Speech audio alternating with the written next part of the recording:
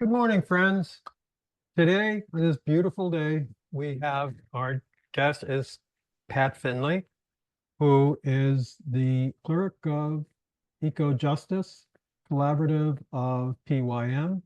Pat has been a professor of behavioral sciences and statistics and has taught at universities in Beirut and in a number of universities here in the Philadelphia area. So I would like to introduce you to Pat Finley. Hi, Burt. Hi, Pat. So I guess I'm here to talk about I mean, my history with climate work. Yes. So I guess it started early. When I was a child, I was a peace and justice advocate, and people called me Crusader Rabbit. And and I'm not sure everyone was very complimentary. That was not meant to be completely complimentary. So as I got into my 20s and 30s, I was reading Paul Ehrlich and Rachel Carson, and the Vietnam War was going on. So I was reading Johnny Get Your Gun and all of the peace books that you could find. And I started watching how peace movements and peace marches and sit-ins, how they worked. And I was starting to feel really discouraged. This is back in the 60s and 70s. I was getting discouraged because they seemed so fragmented. They didn't seem to move forward, move anything really forward. I'm not even sure that they had an effect on the Vietnam War. They may have put pressure on the policymakers, but I'm not sure that they made a difference. And I watched people protesting at the School of Americas, and that I think that was extremely important. But people would come from all over. They would protest there, and then they'd go home, and nothing would change. It still exists That under a was a different piece of, name. that was when it was in Panama or in California. It was in some southern state. I Okay. don't remember which one. North Carolina, I think. No, I wasn't. I didn't travel to protest. No, I didn't have that kind of those kinds of resources. But anyway, those are things I've been thinking about for most of my life. And now I've become a Quaker. I became a Quaker about 35 years ago, and I have different attitudes about it. So when Radnor Meeting came up with Emerge, I was really struck by how important that was for building community and bringing people together under some rather mature emotional ideas like empathy and mindfulness and ecological integrity, but just plain integrity is really important.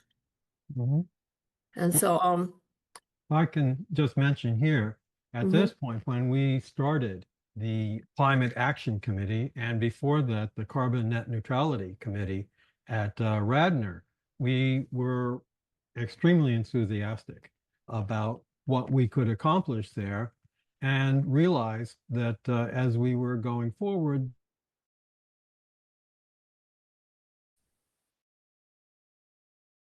it wasn't vocal, but it was just some kind of resistance to what we might be trying to do to first lower our carbon footprint to net neutrality, carbon net neutrality at the meeting house, and then extend it out into the homes of the members of the meeting. And looking at that resistance, we decided we needed to take a step back and look at fundamental values that bring us to be active, to address climate and the global warming that we are all embroiled in, and to clarify for ourselves and for others why we do have this interest. And thank you. Yeah, I think it's critical. People have talked about emotional intelligence, and we need that kind of perspective. Emerge is a way of getting at a kind of emotional intelligence in which we can start addressing some of the things we're doing. I've been particularly interested in ecological integrity and the idea of integrity being honest, being responsible, but it's also about wholeness. And when I was thinking about the fragmentation of the protests in the 60s and 70s, I was thinking that we needed a kind of wholeness. We need to see the whole picture, not just the School of the Americas, not just the Vietnam War, but prisons. We can't be running from one to the other. We need to see it as a whole picture. And most of that is in politics. We have to be involved with politics. We need to have decent legislators, and we need to have a decent president, as we are so clearly see now. So I was thinking about it, and lately, by the way, I watched Liz Robinson's interview, and she told me about a story about her daughter who she's in Minneapolis, and she and her friends raised a huge amount of money to help the immigrants to pay for rent, to pay for food. And then she was thinking, but what about next month? This, yeah. So what I've been thinking is Timothy Snyder talks about protecting our institutions. We need institutions, and we need people like her daughter covering the emergencies. So this is where integrity comes in. We need to think about it as a whole problem. We need the system, we need the institutions, and we need the communities, and we need the individuals who recognize their responsibility. So all the derivatives of that word integrity, integral, these things are part of a whole. And integration, we need to find ways of being with each other. Very Things important. that stop the separations. I recently had I stay on Facebook because I put a lot of eco-justice stuff out there and a lot of political stuff. And I have a cousin in California who's very conservative. I love him. I've known him since he was a baby, and he's been trolling me about these things, telling me that I'm a useful idiot and I'm a sheep, and so finally I don't know how to interact with him anymore, and I ultimately had to block him because he was interfering a great deal with what I was doing. So I want to get back and be friends with him again, but right now I just feel like I'm already dealing with so much discouragement that I'm not sure I can accept having a relative who is attacking me. At the same time, telling me, reminding me about how we went to Simon and Garfunkel concerts when we were in the 70s. Yeah, and probably to say in the context that didn't matter. That what matters now is that the gulf between us, and I think that is one of the large challenges of Quakerism is how to have a peaceful and loving relationship with those who disagree on Mhm. issues, and especially large issues and important issues, and for those that say are challenging, as your is it a cousin has been challenging to you, and how to you to maintain a spirit of love, or at the same time knowing that although these challenges aren't violent, they are seeking to undermine your position and to diminish your impact. Plus, he would put comments, rather offensive comments, in on my posts, and then friends of mine would respond to him, and he would respond to them, and it would become really hostile after a while. So I had to stop that for at least a little while. Yeah, disengagement is a time-honored tradition. It's at its extreme, it is shunning those who refuse to relate in a respectful manner. And so there is a good long history of to cut ties, to diminish ties, to reduce the ties for those that seek to hurt. Yeah, I'm finding that between conservative and liberal, if you want to divide us up that way, we have a different conception of what is the common good.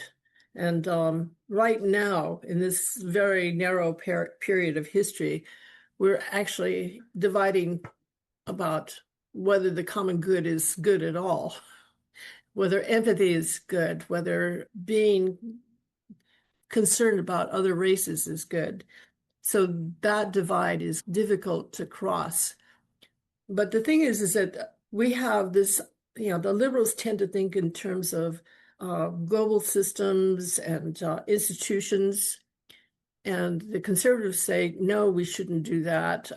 We should take care of ourselves. And there's a story about Davy Crockett. I think he was in the House of Representatives. And somebody came and asked the Congress to give $100 to this widow from the Civil War. And he got up and made a speech about how the government shouldn't be taking care of individuals, that instead each of us should contribute $5 and as individuals, as charity, and give it to the widow.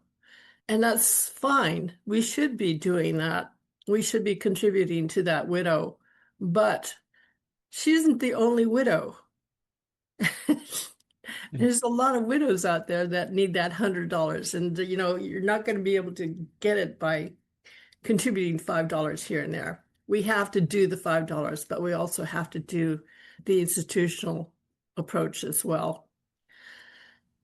I agree. And it's not only that a sum of $5 from everybody is still inadequate to meet the needs of those who are in need or in desperate need, but sometimes they are in this need because of the systems that we have here and private industry that has made it difficult for them to earn a living that could support their families, and that basically we have the march of let's call it efficiency, that says we want to produce the most that we can with the fewest people involved in it that we can, and we're kind of at a crunch right now of that, but it is a problem that's been growing and is only becoming more and more worse as technology and computers and AI has become more involved. But look, it was way back. How long ago was that? Was that nearly 200 years ago that Davy Crockett was bringing up as a concern about how we are going to do this? Yeah. Well, it's not only that we try to get the most out of everybody, but we try to get the most out of everybody for the least pay. Yes. And we have a system now where we cannot support ourselves adequately. We don't have the housing. We don't have enough salary to live a life without debt. Some of us do, but there's a large, yes. Yeah, we are living on a system of debt rather than a rational monetary system. Anyway, I've been hearing lately, I can hardly believe people are saying that politics is dirty and I don't want to have anything to do with it.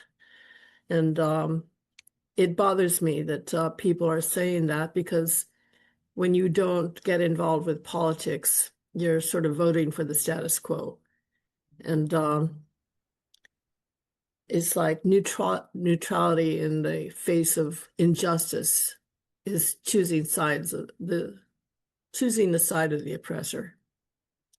Yeah, I agree. And just to take it back just a moment to where we were talking about the issues of not having enough in this society, at the top end of that spectrum, there is a certain amount of, that's a big amount of greed that goes on with resource extraction, and that those resources are kind of go into the mix again also at the whatever the lowest cost is, and that for that resource extraction, especially if it is from countries that do not have even as much government oversight as we do here, and that government oversight is being cut back and cut back and cut back to reduce the true value of extractions, where, open pit mining is out there, and it really flies in the face of ecological integrity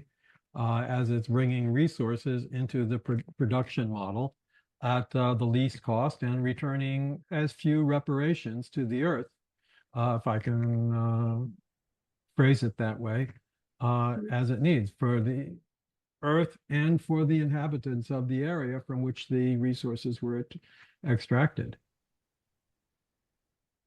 One of the things I've been trying, one of my projects that I've not been terribly successful with is trying to introduce friendly households to small groups like meetings or churches. And people think it's a great idea, but it's really hard to get it started. It's like I organized it once at Old Haverford, and it was really successful. We did a lot of good things. People made commitments that went beyond what they did before. And we tried in a lot of ways to work together, and we became a really strong, cohesive community as a result. I had to put it down for a while, and I'm trying to get it up again at Old Haverford. Everybody in the meeting is extremely busy and very involved and very active. So I'm trying to figure out how to fit this in. And I think it's really important to fit it in because it's getting us to work together and to work together at different levels. Like you begin with preparing yourself spiritually, getting to know how to address the earth with reverence. How do you address each other with reverence? How do you become educated and what's real? The next level is working with your community, finding ways to help each other and allowing yourself to be helped. And then finally, working at the public domain level. And that's the political level, the lobby level, the policy level. These are at the systems level. We have to take care of the systems, but we have to do parallel work in our own communities, in our own homes. If we don't, the first thing we have to do is to find ways to be together and be cohesive, be coherent, be active. That is very important, to stop and build community and take that community out into the world, or where you have a sense of unity on an issue that you wish to bring out into the world. And that's one of the things that the Quaker organization is doing, is building community and then addressing it, taking it to our local communities and to, in this case, where we are both Pennsylvania residents, to the legislature in Harrisburg, and doing the same also in Trenton for New Jersey, and the capital of Delaware, which is eluding me right now, and Annapolis, because this is ecological integrity is not just a personal issue. One of the things that we often, as your cousin might want to put, is that we can only do so much in our own individual lives. and we have to find the community that will speak for all of us. We can avoid the plastic, we can avoid burning gas or oil to heat our buildings. However, there are so many other things that it is enabled to do through tax structures benefits that go, say, to the gas industry, the natural gas industry, that makes it more and more difficult for the renewable energies to find their true economic value. Yeah. We need to move beyond an exploitative kind of culture. As recently, I retired from Temple in 2015, and as recent as that, people were calling me an alarmist. And I kept saying, well, yeah, I am an alarmist because it's alarming out there. And I recently read a book by Brian McLaren. It's called, what is it? Life After Doom. And Life After June? Doom. Doom. Doom. Yeah. Yeah. Life After Doom is called The Wisdom and Courage for a World Falling Apart. And he works with he's a religious figure. He's very wise, and he works with the Center for Action and Contemplation. And so he proposes that there will be 4 scenarios. And the one is that collapse avoidance, that we will avoid collapse. The world will continue to deteriorate because we've already set it in motion. We've had tipping points, but we will develop the energy and understand the urgency and actually act on what's happening. The second scenario is that we won't. We will have civilization collapse, but from the wreckage, small communities might continue to endure. The third one is collapse and minimal survival. And the fourth one is that it's not only collapse and extinction, but the damage will continue to the point where the biosphere will be destroyed. Because it's not as if we can stop climate change. It will continue because we've already set in motion these things. He actually recommends that we stop at 3 and just voluntarily stop the damage by allowing ourselves to go extinct, at least save the earth. And he says that we're on the first scenario is gone. We don't have that option anymore. The second scenario is, if we really work hard, we might be able to achieve some stability. But once we get too far into the second one, the civilizational collapse will involve wars and destruction beyond what we can handle. Oh.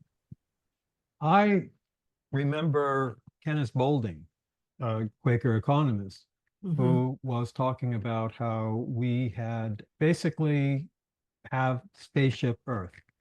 And that is our new economic model, that we had been taken forward to this place by a cowboy economy approach to it, that there's a horizon out there and our waste can go over the horizon and we will find new resources out there to basically accommodate our needs for more resource. And I recently heard more about what to me is a new term, and that is the lifeboat economy, that many people who are very well off are looking how they can save themselves, while at the same time they're not acknowledging that we are faced globally with a catastrophe that's heading our way through climate change, and they are maintaining the rugged individualist ethos of what can I do to help myself? how can I get through this? Can I build a big enough wall around my house? Put a big gate at there? Can I put aside enough food to carry me through the times where there will be disruptions? Not thinking that the long term, everything is changed. So I think that there is, unfortunately, too much lifeboat economist economy thinking, like, how can I save myself, rather than realizing that we are part of a community. All humans are in a community. There's a book, it was recommended by Ed Dreby, who's, he was the person who started the environmental movement within Philadelphia Yearly Meeting. And the book is Lugano Report. And I can't remember off the top of my head the author, but in it, it posited the possibility that the 1% actually knows very well what's happening. And they recognize that there will be a great deal of collapse and deaths. There will be a huge decrease in population. And they actually think of that as a good thing. They don't actually see how apocalyptic that is, but they feel that they have the resources to create a world to themselves, like the lifeboat. And it's a very discouraging book to read, but and it's not true, but it's maybe prophetic. We're all embroiled with that, and basically realizing that we are driving ourselves towards it. And it's fun or easy to say that the creators of these issues are out there without acknowledging our complicity. I mean, I remember back in the late 60s reading a book, The Population Bomb, and looking at where our exponential growth of just our human population is going and its impact. And yeah, we are all part of that. And on one hand, there's a feeling of guilt. However, on the other hand, it's empowering in the sense that if we are the ones who are doing that, we are the ones who can change it. Yeah, I listened to Lee Hall, a member of your meeting, who was one of the people responsible for Emerge. And she recognizes her culpability every time she does anything. And I do too. Every time I go to turn up the heat. This is really cold winter. Yes. Yeah. I was really cold. I just put as many clothes as I could to stay warm. I just have to recognize that every time I use fossil fuels, and that's what I have, it's fossil fuel, a gas heater. So she has done the same with cars. I have an EV, but electricity comes from fossil fuels too right now. And we need to get more renewables. And at the moment, we have an obstacle, a huge obstacle in our president. Yes, I mean, Lee Hall is a firm advocate for public transportation. They had an automobile that they gave to a immigrant who was struggling to get by and find their place here in America, and just gifted her car, and now is a very strong advocate for public transportation. And this is what we can do. Basically advocate for those public systems that can relieve the worst aspects of what causes us to dig deeper, a deeper hole for ourselves in this problem. Yeah. You guys have done great work. I've heard from a few people saying, why do we need more testimonies? And it's kind of curmudgeonly kind of approach to it.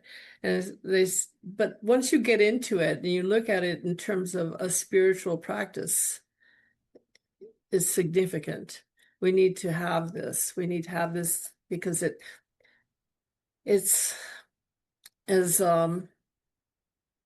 Lee Hall quotes Gus Spaeth a lot, and so do I, about we need a cultural and spiritual solution to all of this.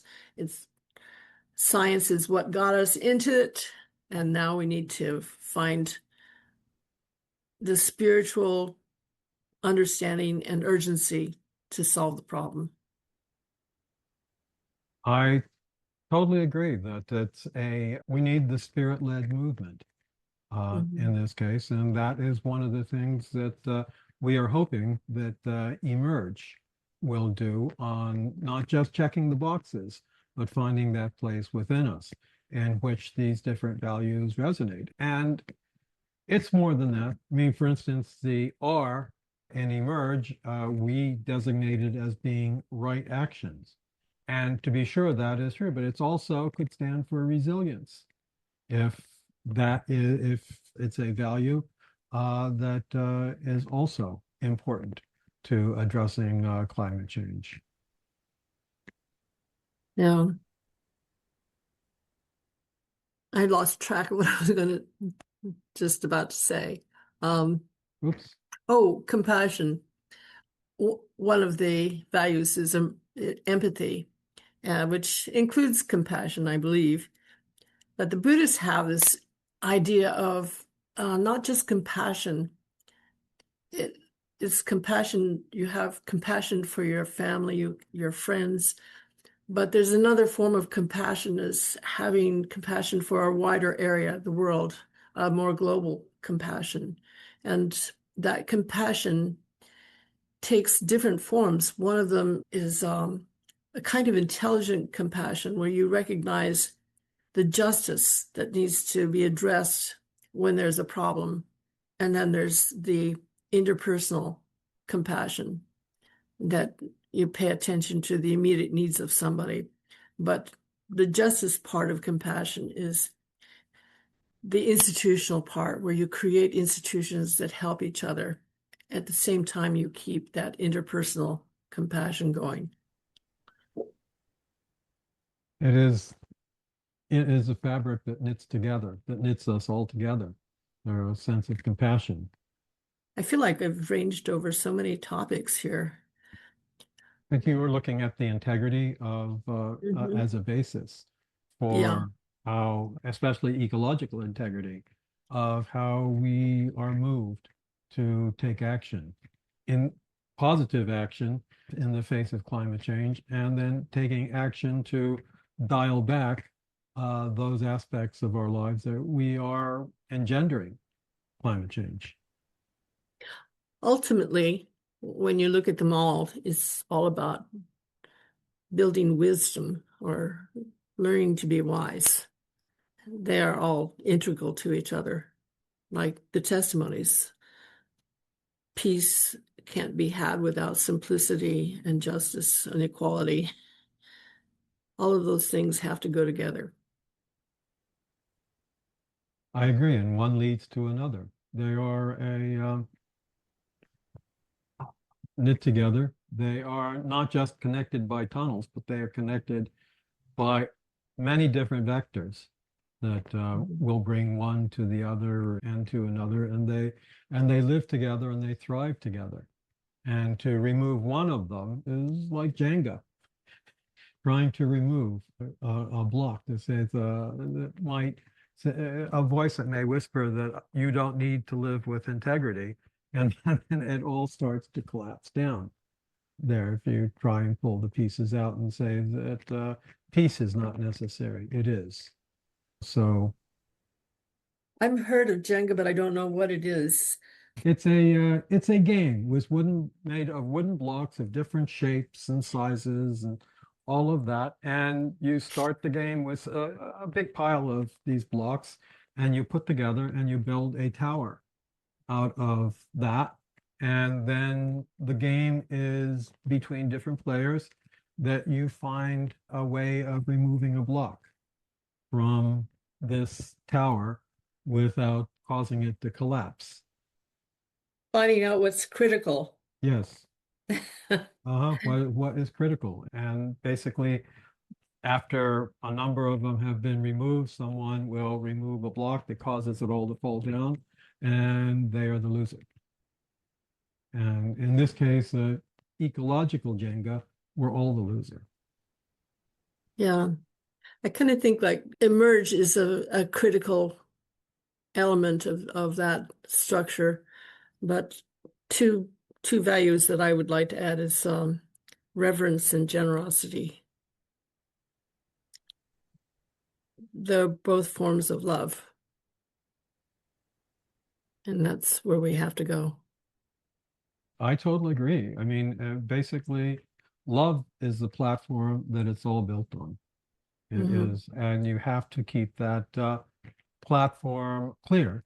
And that is a solid, fundamental platform that withstands earthquakes, or to provide for that. Because if that's what each of our selves and our lives are built on, and that's what our society, in its best sense, is built on. And I believe that our American society is built on a double foundation of love that is about democracy and is about all of us helping each other in that way. And the other is on property and competition and ownership, and basically defending all of that to the exclusion of love. It makes for a dynamic society, as we know that we have been for the 250 years, or however long we've been a culture. I mean, a democracy, a country. And before that, it was similar, that went up to it, and it was kind of put on the books. It was saying that these are the laws that we will agree to live by, and it has been cause for a lot of dynamism. Dynamism. Yes. Okay. So I was having trouble hearing you. Anyway, one of my an important factor for me in my life is my friends, and I want to say that you are one of my friends, and I'm very happy that you're in that circle. And I am happy to be in your circle of friends, and you are in mine. So we have an interlocking friendship. Good. And I want to thank you for being here with us to discuss these issues that are fundamental, and so fundamental that we don't often just talk about them, chat about them, but they are fundamental to how we live and how we approach our lives, and how we're basically moved to activism to protect these. And I was wondering if there's anything else that you'd like to say. No, I think I'd probably think of something in about half an hour, but I'm good. We'll save that for another podcast. There's always something more. Always. And we're so happy that you were able to be here with us today, and we're grateful. Thank you, Thank you Pat. for inviting me. I Oh, appreciate it. thank you.